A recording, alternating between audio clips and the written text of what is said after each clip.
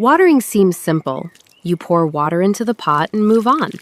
But surprisingly, watering mistakes are one of the biggest reasons plants struggle. Too much water can damage roots. Too little water can slow growth. The goal isn't to water more. The goal is to water correctly. Today, we're going to look at some simple ways to water your plants the right way. Let's begin with the most important rule. Check the soil before watering.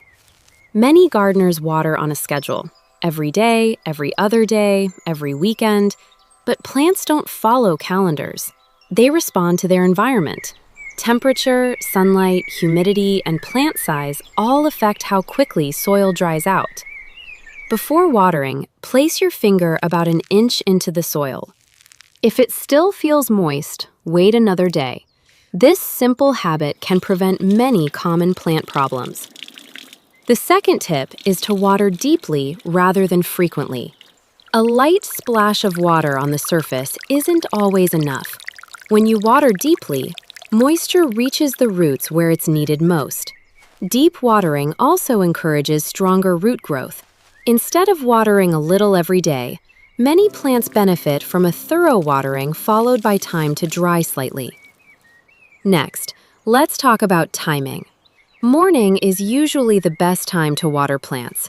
Temperatures are cooler and plants have the entire day to absorb moisture. Watering during the hottest part of the afternoon can lead to unnecessary evaporation. And watering late at night may leave leaves damp for long periods. A simple morning routine often works best. Another common mistake is watering the leaves instead of the soil. While occasional moisture on leaves isn't always harmful, constantly wet foliage can encourage disease. Whenever possible, direct water toward the base of the plant. Focus on the roots. That's where the water is needed most. The next tip is especially important for container gardeners.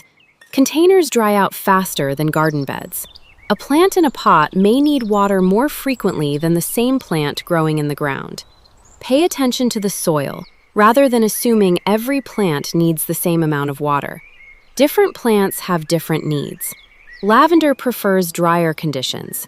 Mint enjoys more moisture. Understanding those differences helps plants thrive. Let's talk briefly about drainage. Even perfect watering habits won't help if excess water can't escape. Always choose containers with drainage holes whenever possible.